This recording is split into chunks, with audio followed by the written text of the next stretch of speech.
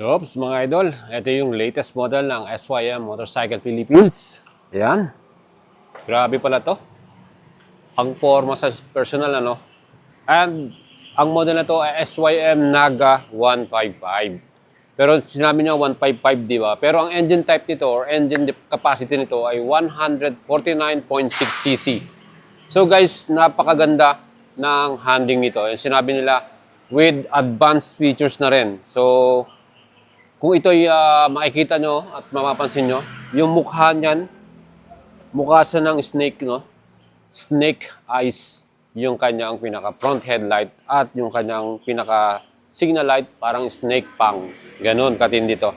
So guys, eto na po ang latest model ng SYM. 119,900 pesos ang presyo nito. And samahan nyo ko walk around natin ang bagong model na to. Tingnan natin kung ano ba yung mga special features at mga specs ito. And kung gusto natin yung maglabas, pwede rin kayo bumili nito via cash payment or installment. At nandito po tayo sa Carmack Motors, Pangasinan. And kung gusto natin yung makabili nito, pwede na natin itong pa-deliver sa inyo. Even nasa Metro Manila area kayo or near provinces, mga idol. So yan po, subukan yung alagang bayot, mga idols. And tara na, subukan natin itong sakyan. Naka-side profile ng ating SYM Naga 155. And siyempre, papakita natin sa inyo, subukan natin upuan to. 5'6 po yung height ko, mga idol. At ayan, subukan natin. 800mm po yung sukat nito. Ayan, makapal yung foam ng kanyang upuan. Ayan, medyo mataas, no, para sa atin, yung upuan niya. At naka-tip-to pa tayo, mga idol. Ang the best thing about this model yan, pagka nakaupo ka na, yung space dito. Siyempre, dito ka sa banda rito. Nakaupo. Yan, medyo mataas sa atin, ano. So, ayan yung magiging sitting position mo rito. Pwede tayo maglagay ng mga dala-dala nating gamit dito. May mga luggage ka na dala, no. Meron din siyang retractable hook. Ayan. Dito, pwede mo nang isabit. At ang kagandahan sa model nito, mga idol, ito po ay nakakilis na rin. Ayan, may kilis siya. Dalawang susi. Dito yung pinakakilis natin. Best thing, advanced yung kanyang USB port charger. 3.0 na. So, mabilis to. Fast charging to. Type A at Type C. Yung ating charger dito. Ayan, mga idol, yung ating sitting position. Let me know. Mag-leave kayo ng comment. So, yun guys. Itong ating SYM Naga 155. Ayan, napaka-forma niya, di ba? So, from our front headlight, ayan. Ito, ang kanyang design, yung pinaggayahan nila, yung snake eyes daw. Yan, napakaganda, no? So, ito yung pinaka-position light natin. And then, meron tayong daytime running light. Then, yung high and low beam. Ayan, mga idol. So, kung titignan nyo mabuti to, iba yung dating niya, no? Astig yung dating. So, lalo na kung naka-ilaw yan, full LED yung ilaw natin sa pinaka-front natin. And yung signal light niya, sabi nila, snake pang naman. Pinaka-design, o di ba? So, kakaiba tong ating SYM Naga na to. And mga idol, pagka bumili kayo ngayon nito, siyempre, napakaganda rin ang presyo, 119,900 pesos. So, almost 120. Add lang kayo ng 3 years LTO registration para sa ating LTO, no? Yan. So, yan po yung mga total natin babayaran pag cash payment. And for installment naman, siyempre, meron tayong financing through Save One Cycle. So, pwede natin kayong i-apply para dyan and mag-PM lang kayo sa atin.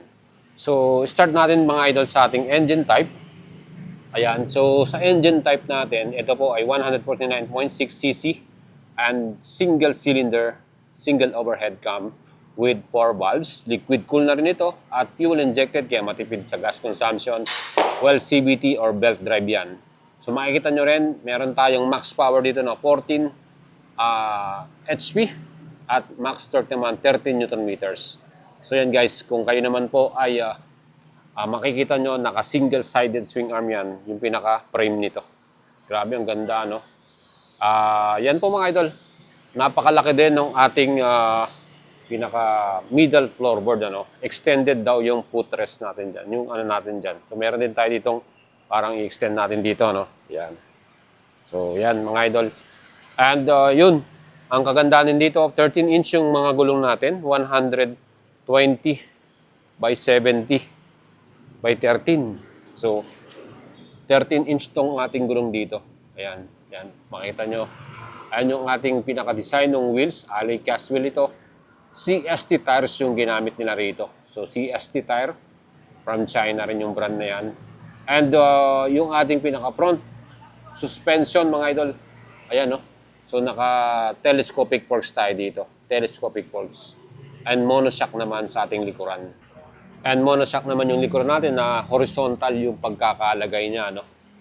Ayan, horizontal yung pagkakalagay niya. Monoshock yan. Single-sided swing arm to. Ibang klase, no? For the stopping power, meron tayong equip dito na anti-lock braking system. So, mapapansin nyo sa ating pinaka-front brake, pedal disc, 2-piston caliper with anti-lock braking system with ABS na yan.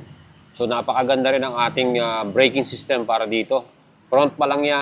Same sa ating rear brake, yan din po ay naka 1 piston at naka disc brake din with anti-lock braking system. The best thing yung ating likuran, meron din tayong equip na TCS or traction control. So pag nag-overspin yung ating gulong dito mga idol, overspin tayo, siyempre merong ano yan, sensor, easy stop na yan ng dahan-dahan. Ano? Pipigilan niya yung pag-overspin yan. Yan ang kagandahan na meron kang traction control mga idol.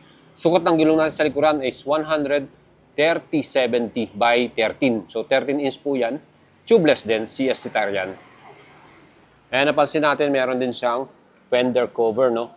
Buo yan hanggang dun sa baba. So, yung talsik nung mga tubig, pag lalo na kung umuulan, hindi masyadong pupunta sa likuran natin. Yan, guys. So, mapapansin nyo rin yung muffler natin. May plastic cover. Ayan. So, pwede yan, no? Ayan, mga idol. Ayan, sa atin namang ilaw sa likuran, siyempre LED lights. Ibang klase din yung design niya, oh. Ayan, oh. Diba? Ganda ng design niya. So, meron din tayong signal light dito and reflectorize and plate holder dito sa ating pinaka-rear fender natin. Ayan, grab split type, no? Ayan, magkahiwalay. Tingnan natin yung pinaka-upuan natin. So, makapal din yung foam, no? And two-tone yung design ng kanyang pinaka-seat cover. So, 800mm yung ating seat height dito. Under seat naman, yeah, tingnan natin.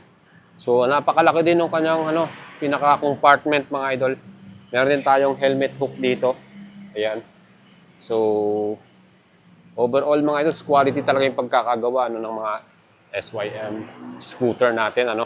And dito naman sa front view natin, from the rider's view, ayan, makita nyo yung handlebar natin, upright position, no? Pataas. Ayan yung grip natin, meron din tayo itong high and low beam, yung ating hazard, and signal light, busina, and starting switch natin sa engine. Yung lever natin ay hindi siya adjustable. And dito nakita natin yung pinaka-keyless natin. So ito yung ating keyless natin, yung pinaka-keyless fob. Lock and lock, and meron din siyang alarm, no? Ayan, makita na merong alarm dyan. Plus, meron tayo ditong Type-C, USB Type 3.0, Type A and Type-C na yan. And yung keyless natin. So, meron tayong helmet hook and yung ating pinakagasolina. Ayan. So, ayun. Diba? Madali lang siyang buksan. Hindi ka na mahirapang mag-refill. Plus, ito. Yung ating pinaka-digital display. No? So, overall mga idol, SYM Naga. 7.3 liters yung kanyang fuel tank and 43 ang kanyang average fuel consumption. So that's it mga idol, ang ating brand new model from SYM Motorcycle Philippines. Ang latest scooter nila, Naga 155 SYM with SRP 119,900. Subukan nyo ang ating alagang boyet mga idol. Sa puso natin mabili ito. I-deliver natin sa inyo ang inyong unit. At sigurado ako legit maasahan ninyo lagi mga idol. Again, alagang boyet lang. PM lang kayo sa ating Facebook page, Boyet Salabarria. Like and follow nyo yan. And supportahan nyo ako lagi para sa ating mas maraming update mga idol. Subscribe sa ating YouTube channel at follow me in my Facebook page. Kita-kits tayo mga idol sa ating next vlog, sa ating mga bagong paparating na motorcycle sa Pilipinas. Alright?